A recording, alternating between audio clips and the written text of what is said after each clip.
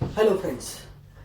आज हम एक ऐसा टॉपिक डिस्कशन के लिए ले रहे हैं जिस टॉपिक के बारे में मेडिकल साइंस में पढ़ने वाले बच्चों को या मेडिकल साइंस की डिग्री जिन्होंने ली है ऐसे लोगों को भी हमेशा दिल में एक हवा बना रहता है कि ये चीज़ मुझे समझ में आ जाएगी तो मैं किसी भी पेशेंट को हैंडल करने की ताकत रखूँगा या भी किसी भी पेशेंट का इमरजेंसी समझने की ताकत रखूँगा। तो एक डर सा बना रहता है सारे मेडिकल स्टूडेंट्स में कि मुझे ईसीजी कब समझ में आएगा, क्योंकि ऑब्वियस सी बात यह है कि सबसे इम्पोर्टेंट ऑर्गन जो बॉडी का है वो हार्ट है, क्योंकि हार्ट को कुछ हो गया तो सडन डेथ के चांसेस सबसे ज़्यादा होते हैं। और हार्ट की एक्टिविटी नॉर्मल चल रही है या एबनॉर्मल चल रही है या उसमें कोई इमरजेंसी स्टेट आ गया है, ये समझने के लिए सबसे सिंपल और नॉन इन्वेजिवली जो टेस्ट किया जाता है उस टेस्ट का नाम है ईसीजी। और यहाँ से आगे हम लोग ये ईसीजी मतलब इलेक्ट्रोकार्डियोग्राम पे एक सीरीज ऑफ वीडियोस बनाने वाले हैं जिसमें से बच्चों को समझ में आ जाएगा कि ईसीजी रीड कैसे करना है, ईसीजी रीड करते हुए कौन से पॉइंट्स ध्यान में रखने हैं और ईसीजी में कौन से पॉइंट्स जो है जो रेड अलार्मिंग है ये समझ में आ जाएगा। तो ईसीजी का डर मन से निकल जाएगा। तो सबसे पहले ईसीजी के इंट्रोडक्शन में what is ECG? ECG is electrocardiogram, मतलब हार्ट से जो इलेक्ट्रिकल एक्टिविटी होती है उसका एक ग्राम मतलब प्रॉपर ग्राफ जो टेस्ट करता है उस टेस्ट को हम कहते हैं ईसीजी। काफ़ी कॉमनली हर जगह पे ये टेस्ट किया जाता है और इसको इंटरप्रेट कैसे करना है ये समझने के लिए ईसीजी की मशीन और उसके पेपर के कुछ बेसिक्स हम लोग समझ लेंगे और फिर आगे इंटरप्रिटेशन की तरफ जाएंगे। तो सबसे पहले ईसीजी में जो लीड्स यूज होते हैं उसमें लिम्ब लीड्स और चेस्ट लीड्स ऐसे दो टाइप के लीड्स होते हैं। लिम्ब लीड्स जो होते हैं उन पे जो मार्केशन होता है अपर लिम्ब लोअर लिम्ब, उसमें right upper limb left upper limb, right lower limb और लेफ्ट लोअर लिम्ब, इसके जो इलेक्ट्रोड्स होते हैं वो तो स्ट्रेट अवे जिस लिम्ब का नाम उस पर लिखा हुआ है उस पर लगा देने हैं। अब इसके आगे सबसे इंपॉर्टेंट जो प्लेसमेंट होता है वो होता है चेस्ट लीड्स का प्लेसमेंट, क्योंकि चेस्ट लीड की प्लेसमेंट अगर प्रॉपर नहीं हुई तो हमें ईसीजी थोड़ा सा अलग, थोड़ा सा अल्टर्ड या इम्प्रॉपर डायग्नोसिस दे सकता है। तो लिम्ब लीड्स के तो समझना बहुत ही इजी होता है, जो लिखा हुआ होता है ईसीजी की मशीन के लीड्स के ऊपर। चेस्ट लीड्स के लिए प्लेसमेंट कैसी करनी है ये मैं यहाँ पे एक्सप्लेन कर रहा हूँ। यहाँ पे मैंने चेस्ट की डायग्राम बनाई हुई है। First intercostal place, second intercostal place, third intercostal place, fourth intercostal place, fifth intercostal place. तो फर्स्ट लीड जो है वो कहाँ लगाया जाता है? फोर्थ इंटरकॉस्टल प्लेस में just on the right side of sternum first lead लगाया जाता है। फर्स्ट लीड की प्लेसमेंट कहाँ है? फोर्थ इंटरकॉस्टल प्लेस में just on the right side of sternum. दूसरा लीड जो है सेकंड लीड वो लगाया जाता है फोर्थ इंटरकॉस्टल प्लेस में just on the left side of the sternum. First lead लगाया fourth intercostal place just on the right side, दूसरा लगाया just on the left side. अब तीसरा लीड का प्लेसमेंट समझने से पहले हम चौथे लीड का प्लेसमेंट समझ लेते हैं। चौथे लीड को हमें लगाना है, ये यहाँ पे पॉइंट जो मैंने डिनोट किया है, सपोज दिस इज निप्पल, तो निप्पल के नीचे इमेजिनरी लाइन पे फिफ्थ इंटरकॉस्टल प्लेस में हमें फोर्थ लीड लगाना है। फोर्थ चेस्ट लीड लगानी है। कहाँ पे लगानी है fourth chest lead? Imaginary line vertically from nipple हमने एक इमेजिन कर ली, और फिफ्थ इंटरकॉस्टल प्लेस में हम आ गए लेफ्ट साइड के, वहां पे हमने फोर्थ लीड लगा दी है। अब ये दोनों के एग्जैक्ट मिड पॉइंट पे, ये दोनों के एग्जैक्ट मिड पॉइंट पे हमें थर्ड लीड लगानी है। तो फर्स्ट लगा दी हमने, सेकंड लगा दी, फोर्थ लगा दी, थर्ड लगा दी। अब जैसे जैसे अपने को एक्सपीरियंस आता जाएगा आगे, तो थर्ड लीड भी इमीडिएटली हम लगा के फिर फोर्थ लीड की तरफ जा सकते हैं। बट एग्जैक्ट पोजीशन ध्यान में रखने के लिए, एग्जैक्ट पोजीशन का नॉलेज आने के लिए ये प्लेसमेंट समझना जरूरी है। फर्स्ट देख लिया हमने, सेकंड देख लिया, फोर्थ देखा, दोनों के मिड पॉइंट में एग्जैक्टली थर्ड लीड आएगा, ये भी हमने देख लिया। इसके आगे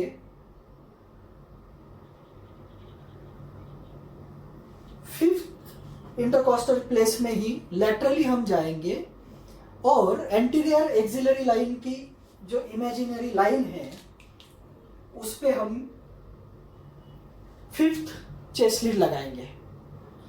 फिफ्थ चेस्ट लीड कहाँ लगाएंगे? एंटीरियर एक्सिलरी लाइन के जो इमेजिनरी लाइन है उसमें फिफ्थ इंटरकॉस्टल प्लेस में हम पांचवी लीड लगाएंगे, और छठी लीड लगाएंगे laterally on the imaginary line of mid axillary line. Anterior axillary line पे पांचवी लीड और मिड एक्सिलरी लाइन पे छठी लीड हमें लगानी है। तो एक बार इसको रिवाइज करते हैं। फर्स्ट लीड लगाई हमने फोर्थ इंटरकॉस्टल प्लेस में just on the right side of sternum. Second lead लगाई just on the left side of sternum, still in fourth intercostal place. Fourth lead हमने लगाई निप्पल के नीचे इमेजिनरी लाइन जो आती है उस लाइन में फिफ्थ इंटरकॉस्टल प्लेस में। इन दोनों के एग्जैक्ट बीच में हमने लगाई third lead. Fifth intercostal place में ही एंटीरियर एक्सिलरी लाइन पे हमने लगाई फिफ्थ लीड, और फिफ्थ इंटरकॉस्टल प्लेस में ही मिड एक्सिलरी लाइन पे हमने लगाई सिक्स्थ लीड। ये प्लेसमेंट इतना जरूरी है कि कभी कभी because of wrong placement of lead complete diagnosis wrong हो जाता है। तो आगे लीड प्लेसमेंट में कुछ कुछ हम लोग अल्टरेशंस करते हैं depending on the clinical conditions, जो आगे की सीरीज में ईसीजी के अंदर आ ही जाएंगे। बट अभी के लिए important, this is the standard lead placement of the ECG. हमें स्टैंडर्ड लीड प्लेसमेंट जैसे मैंने अभी आपको बताया है एग्जैक्टली ऐसे ही करना है, मेल एंड फीमेल दोनों पेशेंट्स में सेम। ठीक है। अब एक बार हमने ईसीजी का लीड्स पेशेंट को लगा दिया और ईसीजी निकालना चालू कर दिया, ट्रेसिंग लेना चालू कर दिया, तो हमारा मशीन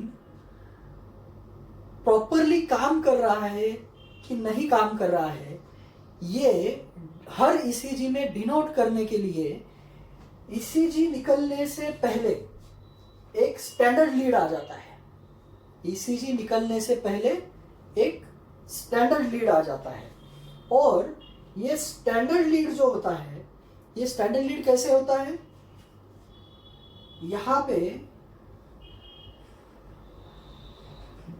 मैंने जो डिनोशन किया है, रेड लाइन से जो दिखाए हैं वो है लार्ज स्क्वायर्स, और ग्रीन लाइन से जो दिखाए हैं वो स्मॉल स्क्वायर्स है। स्मॉल ईसीजी पेपर्स का बच्चों को समझ में आए इसलिए मैंने थोड़ा सा बड़ा ग्राफिकल डिजाइनिंग निकाला है। तो जो रेड लाइन से डिनोट किया गया है वो है लार्ज स्क्वायर। तो ये जो ईसीजी का स्टैंडर्ड लीड आएगा, ये स्टैंडर्ड लीड जो है, ये स्टैंडर्ड लीड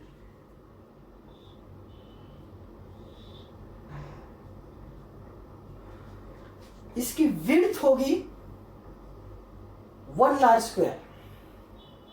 इसकी विड्थ होगी 1 लार्ज स्क्वायर और इसकी हाइट होगी 2 लार्ज स्क्वायर्स।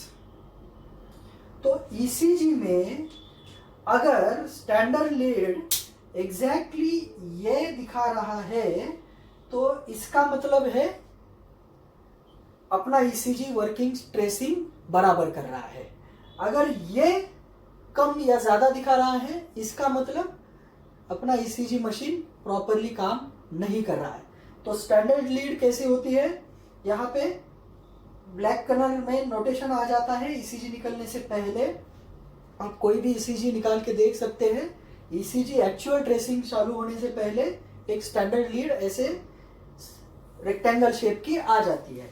वो रेक्टेंगल शेप की लीड 2 लार्ज स्क्वायर हाइट में और 1 लार्ज स्क्वायर विड्थ में ये दिखाएगी। इसका मतलब है अपना एग्जैक्ट नोटेशन ईसीजी मशीन दिखा रहा है। अब हमने ईसीजी मशीन का ट्रेसिंग ले लिया, उस ट्रेसिंग में क्या क्या आ रहा है ये सबसे पहले देख लेते हैं और फिर आगे वो ट्रेसिंग क्या आया, उसका इंटरप्रिटेशन कैसे करना है, हर वेव वाइज, हर कॉम्प्लेक्स वाइज, हर सेगमेंट वाइज ईसीजी को कैसे रीड करना है, ये हम देखेंगे। तो जब ईसीजी ट्रेसिंग स्टार्ट हो जाता है, जब ईसीजी ट्रेसिंग स्टार्ट हो जाता है और एक लाइन आना चालू हो जाता है, फ्लैट लाइन, उस लाइन को कहा जाता है आइसो इलेक्ट्रिक लाइन। क्या कहा जाता है, इस लाइन का नाम इंपॉर्टेंट है, इट्स आइसो इलेक्ट्रिक लाइन, जो न्यूट्रल लाइन पे चलती रहती है, उस लाइन को कहा जाता है आइसो इलेक्ट्रिक लाइन। अब ये आइसो इलेक्ट्रिक लाइन स्टार्ट होने के बाद में फर्स्ट पॉजिटिव नोटेशन जो ईसीजी पे ट्रेस होता है, नॉर्मली वो 2 स्मॉल स्क्वायर का होता है और जिसकी हाइट 1 स्मॉल स्क्वायर होती है, इसे कहा जाता है पी वेव। इसे नाम दिया गया है पी वेव। ये पी वेव का कोई खास मतलब नहीं है, ये जस्ट ABCD XYZ जैसे नाम देते हैं तो कोई नॉमेनक्लेचर इसमें मिक्स ना हो, इसलिए ईसीजी बनाने वाले लोगों ने इसको पी वेव नाम दे दिया है। इसके बाद में वापिस एक आइसोइलेक्ट्रिक लाइन आ जाती है जो लगभग 3 स्मॉल स्क्वायर आइसोइलेक्ट्रिक लाइन पे ही चलती है और उसके बाद में ईसीजी का फर्स्ट नेगेटिव मतलब आइसोइलेक्ट्रिक लाइन से नीचे की तरफ जाने वाला ट्रेसिंग आता है, उसे कहा जाता है क्यू वेव। पहला पॉजिटिव ट्रेसिंग आया जिसे हमने नाम दिया पी वेव, पहला नेगेटिव ट्रेसिंग आएगा उसका नाम हम देंगे क्यू वेव और क्यू वेव से ईसीजी का ट्रेसिंग वापस पॉजिटिव की तरफ जाता है। जो सबसे बड़ा पॉजिटिव ट्रेसिंग आता है ईसीजी में उसे कहा जाता है आर वेव। आर वेव सबसे बड़ा पॉजिटिव ट्रेसिंग होता है ईसीजी में। जो पहला पॉजिटिव ट्रेसिंग आता है उसका नाम है पी वेव। पहला नेगेटिव ट्रेसिंग आता है जो आइसोइलेक्ट्रिक लाइन से नीचे जा रहा है इसलिए नेगेटिव ट्रेसिंग कह रहे हैं हम इसे, उसे कहते हैं क्यू वेव। क्यू वेव की तरफ से वापस एब्रप्ट पॉजिटिव की तरफ जो वेव आता है जिसे कहा जाता है आर वेव। और आर वेव के बाद में वापस आइसोइलेक्ट्रिक लाइन की तरफ ट्रेसिंग आ जाता है और आइसोइलेक्ट्रिक लाइन पर जब ये ट्रेसिंग आ जाता है उस पॉइंट को कहते हैं एस वेव, इसे कहते हैं एस वेव। एस वेव के बाद में लगभग 3 स्मॉल स्क्वायर तक नॉर्मली एक सेगमेंट आ जाता है और इसके आगे यहाँ पे वापस आइसोइलेक्ट्रिक लाइन पे आ गए। इसमें हर पेशेंट वाइज थोड़ा सा हमें वेरिएशन देखने को मिल सकता है। किसी का ये थोड़ा सा अपस्लोपिंग होता है, किसी का फ्लैट आइसोइलेक्ट्रिक होता है, बट नॉर्मली ये स्लाइटली कर्व एंड अपर की तरफ जाता है। नॉर्मली ये स्लाइटली कर्व एंड अपर की तरफ जाता है। तो जब ये एस वेव के बाद में जो प्रोग्रेस होता है उसे एसटी सेगमेंट कहा जाता है, जो हम आगे चल के देखेंगे कि जिसका इंपॉर्टेंस काफी ज्यादा होता है। ये एसटी सेगमेंट के बाद में लास्ट स्मॉल पॉजिटिव ट्रेसिंग जो ईसीजी पे आ जाता है उसे कहते हैं टी वेव। उसे क्या कहते हैं? T wave.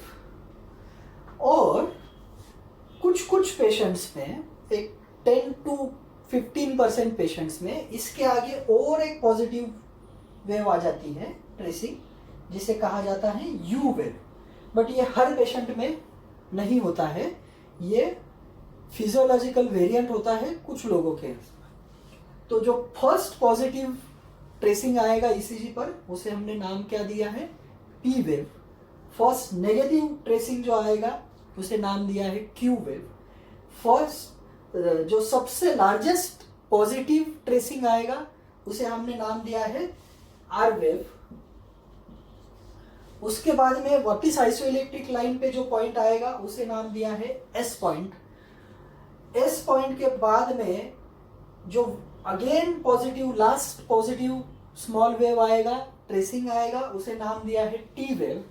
और किसी में फिजियोलॉजिकल वेरिएशन में टी वेव के बाद भी एक स्मॉल पॉजिटिव ट्रेसिंग आ जाता है जिसे नाम दिया गया है यू वेव। अब ये ईसीजी का नॉर्मल एक कॉम्प्लेक्स हो गया है। इसे PQRST या PQRSTU ऐसे कॉम्प्लेक्स हम नाम देते हैं। तो यहां से पी वेव से जो स्टार्ट हुआ और टी वेव या ओकेजनली यू वेव पे आके जो खत्म हो जाता है उसे एक ईसीजी का कॉम्प्लेक्स कहा जाता है, एक कॉम्प्लेक्स। अब इस कॉम्प्लेक्स के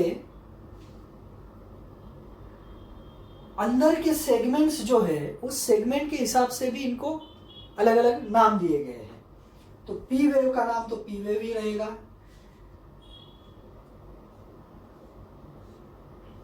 पी वेव का जो एंड है और क्यू वेव तक का जो डिस्टेंस है उसे पी क्यू इंटरवल कहा जाता है। और पी वेव से जो स्टार्ट होता है और आर वेव तक जो आता है उसे पी आर इंटरवल कहा जाता है। उसे कहा जाता है पी आर इंटरवल। क्लिनिकली हमें पी आर इंटरवल ज्यादा जरूरी होता है, इसलिए हम पी आर इंटरवल को ही ध्यान में रखेंगे। पी आर इंटरवल के बाद क्यू आर एस ये कॉम्प्लेक्स आता है। क्यू वेव, आर वेव और एस वेव, ये तीन वेव मिला के जो कॉम्प्लेक्स बनाते हैं उसे कहते हैं क्यू आर एस कॉम्प्लेक्स। ये मैक्सिमम 3 स्मॉल स्क्वायर जितना वाइड होता है। कितना? Maximum 3 small squares. अब हम नॉर्मल समझ ले रहे हैं, जब ये ज्यादा होगा तब क्या होता है, जब ये छोटा होगा तब क्या होता है, ये सब हम जब वो टॉपिक पे आएंगे तब समझ लेंगे। बट पहले ये इंटरवल्स को नाम क्या दिए जाते हैं ये समझ लेते हैं। तो क्यू आर एस कॉम्प्लेक्स हो गया।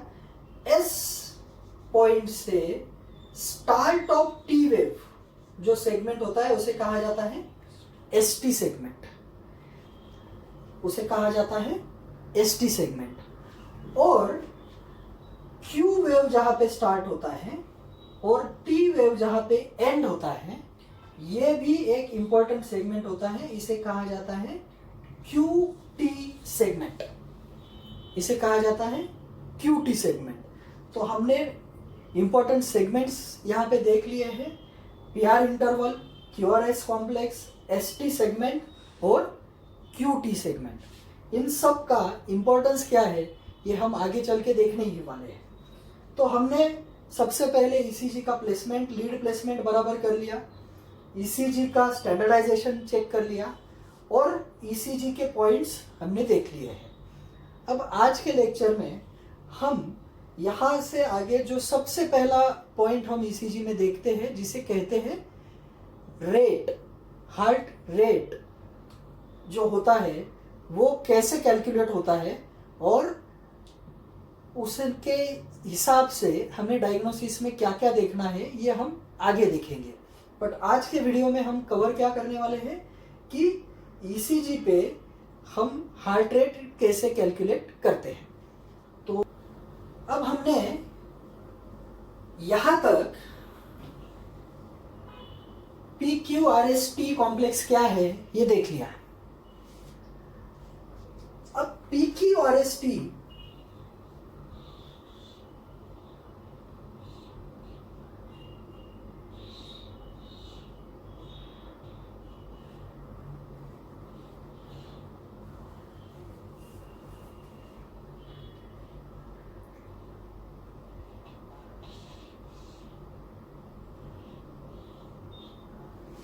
ये कॉम्प्लेक्स बैक टू बैक जब ईसीजी में आते रहेंगे तो हम ईसीजी पे देख के पेशेंट का हार्ट रेट क्या चल रहा है ये कैसे डिसाइड करेंगे।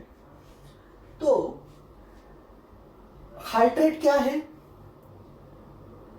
हार्ट कितनी बार एक मिनट में कॉन्ट्रैक्ट होता है वो नंबर को हम कहते हैं हार्ट रेट।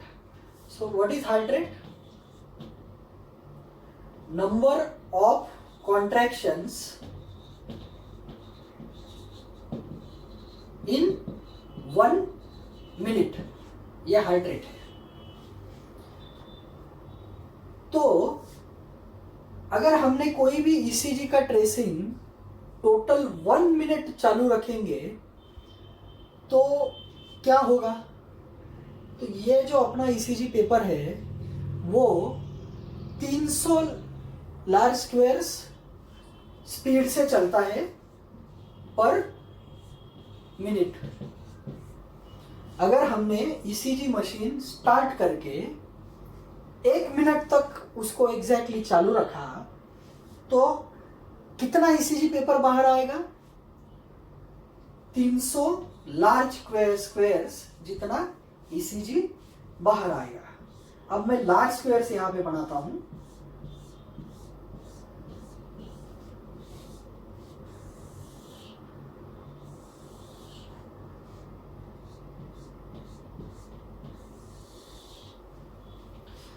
और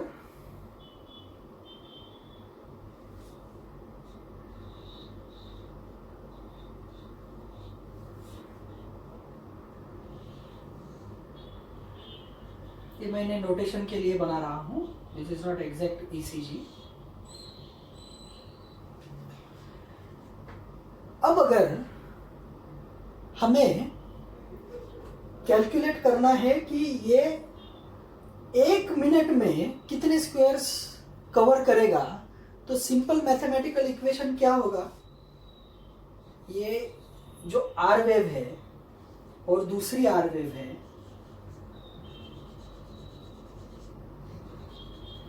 इनके बीच में कितने स्मॉल स्क्वायर्स है हम कैलकुलेट करेंगे या लार्ज स्क्वायर्स।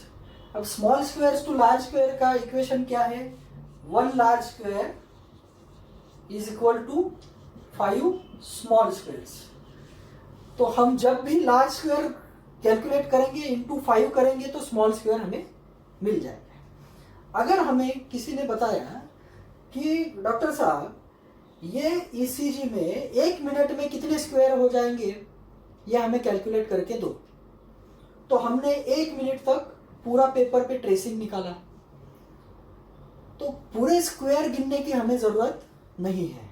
हमें क्या करना पड़ेगा? सिर्फ ये कितने आर वेव्स आए, क्योंकि आर वेव डिनोट करता है वेंट्रिकुलर कॉन्ट्रैक्शन। तो हमने समझो आर वेव्स निकाले 75। हमने पूरा ईसीजी निकाला 1 मिनट तक का और हमें किसी ने पूछा कि 1 मिनट में इसमें कितने लार्ज स्क्वायर बाहर आए हैं तो हम क्या करेंगे, उसके सिर्फ आर वेव्स गिनेंगे। और अगर 75 आर वेव्स आ गए तो 75 आर वेव्स के बीच में कितने लार्ज स्क्वायर है वो गिन लेंगे। वो कितने आ गए समझो, फॉर एग्जांपल यहाँ पे है 1 2 3 और 4। 75 लार्ज स्क्वायर को हम क्या करेंगे, जो बीच में 4 लार्ज स्क्वायर आए हैं उससे गुणा करेंगे तो हमें क्या मिल जाएगा, total number of large squares in 1 minute. Equation सबके समझ में आ रहा है। हमने पूरा 1 मिनट का पेपर निकाला, वो इतना लंबा हो जाएगा कि उसके ऊपर हम लार्ज स्क्वायर गिन ही नहीं सकते, मतलब बहुत एफर्ट लगेगा गिनने में। तो हमें क्या करना है, क्योंकि ये रिदम रेगुलर है ऐसा हम एज्यूम कर रहे हैं, तो आर वेव्स गिन लेंगे। आर वेव्स गिनना इजी हो जाएगा क्योंकि आर वेव्स कितने हैं, पूरे इसी में सिर्फ 75 है, तो आर वेव्स गिनना इजी हो जाएगा। और आर वेव्स के 2 आर वेव्स के बीच में कितने लार्ज स्क्वायर आए उससे उसको गुणा करेंगे नंबर ऑफ आर वेव्स से, तो हमें क्या मिल जाएगा कि total number of large squares 1 minute में कितने हो गए, ये हमें इक्वेशन मिल जाएगा। बट यहाँ पे क्या है कि total number of large square जो ईसीजी का पेपर का स्पीड है वो स्पीड फिक्स्ड है, वो स्पीड फिक्स्ड है। तो हमारे पास आंसर भी है। आंसर क्या है, 300 लार्ज स्क्वायर्स। ये स्पीड हमारा फिक्स है। बट हमें इक्वेशन क्या मिल गया, number of large square between R and R. 2 R के बीच में कितने लार्ज स्क्वायर आ गए, ये एक एंटिटी है। और टोटल नंबर ऑफ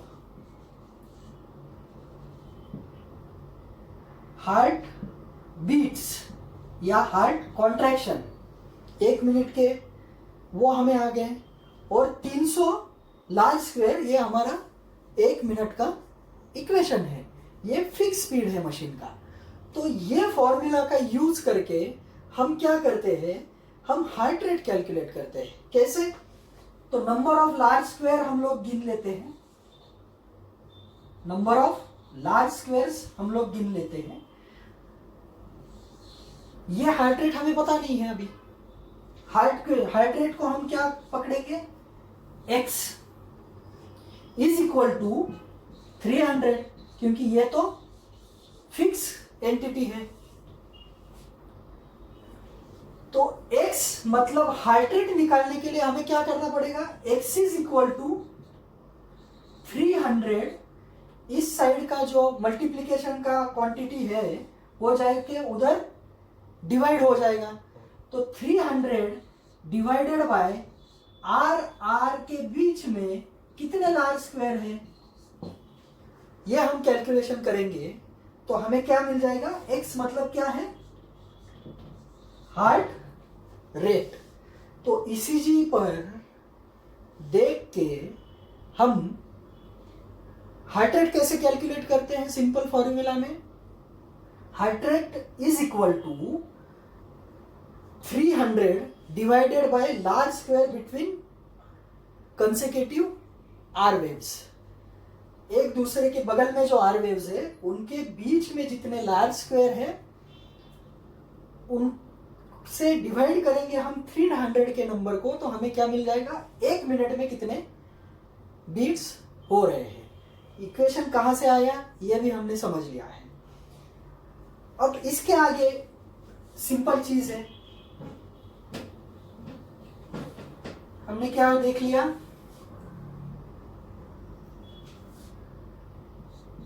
आर के बीच में large square into heart rate is equal to 300 large squares. अब किसी को एग्जैक्ट हार्ट रेट निकालना है और स्मॉलर और वाइडर स्केल पे जाके देखना है, तो वो क्या कर सकते हैं, आरआर के बीच में के स्मॉल स्क्वायर गिन सकते हैं। क्या कर सकते हैं, आरआर के बीच में के स्मॉल स्क्वायर गिन सकते हैं। हार्ट रेट तो वही रहेगा जो रहना है, बट यहाँ पे हमने लार्ज स्क्वायर को स्मॉल स्क्वायर्स में कन्वर्ट कर दिया। तो पहले ही हमने इक्वेशन देख लिया है कि 1 large square is equal to 5 small squares. तो हमने इसको स्मॉल स्क्वायर्स में कन्वर्ट कर दिया, तो इस 300 को हमें क्या करना पड़ेगा, स्मॉल स्क्वायर्स में कन्वर्ट करना पड़ेगा। तो वापस यहाँ पे आ जाएगा 1500। तो हार्ट रेट निकालने का इसका ही एक और माइन्यूट फॉर्मूला क्या है, heart rate is equal to 1500 divided by, अब यहाँ पे स्मॉल स्क्वायर आ जाएगा, नंबर ऑफ स्मॉल स्क्वायर्स। तो ईसीजी देख के हमने हार्ट रेट कैसे कैलकुलेट कर लिया, heart rate will be equal to 300 divided by large squares in between consecutive R waves. बगल के आर वेव्स के बीच में कितने लार्ज स्क्वायर है ये गिन लो, 300 को वो नंबर से डिवाइड कर लो, तुम्हें हार्ट रेट मिल जाएगा। अगर एकदम एग्जैक्ट कैलकुलेशन करना है तो 1500 divided by small squares, small squares गिन लो 2 आरआर इंटरवल के बीच में, और 1500 को उससे भाग कर लो, तो हमें मिल जाएगा एग्जैक्ट हार्ट रेट। तो आज के इस वीडियो में हमने देखा कि ईसीजी की लीड प्लेसमेंट कैसे की जाती है, ईसीजी का पेपर स्टैंडर्डाइज है कि नहीं ये कैसे तय किया जाएगा वो देखा गया है। उसके आगे ईसीजी में ट्रेसिंग जो आते हैं उसको क्या क्या नाम देते हैं, किस लीड को क्या बताते हैं, किस पॉइंट को क्या बोलते हैं, किस सेगमेंट को क्या बुलाया जाता है, ये हमने देख लिया। और फाइनली एक सिंपल कैलकुलेशन मेथड जो डिसाइड करती है कि हार्ट रेट पेशेंट का कितना है, ये हमने कैलकुलेशन कैसे आया ये भी देख लिया, और जब वो कैलकुलेट करना है वो कैसे करना है ये भी देख लिया। तो आगे के वीडियोस में हम स्टार्ट करेंगे पी वेव से, और हर वेव का मतलब समझेंगे, उसमें एबनॉर्मलिटी क्या क्या दिख सकती है वो समझेंगे, और उसमें कितना इमरजेंसीज है, कितना इमीडिएट डायग्नोसिस की ज़रूरत है, ये सब चीज़ें हम सीरीज वाइज एक एक लेक्चर में देखेंगे। Thank you. ऐसे ही नए नए मेडिकल टॉपिक्स पे वीडियोस देखने के लिए लाइक, सब्सक्राइब और शेयर कीजिए हमारे चैनल को नीचे, और आपको जिस टॉपिक की जानकारी चाहिए होगी उस टॉपिक का नाम हमें भेज दीजिए कमेंट सेक्शन में।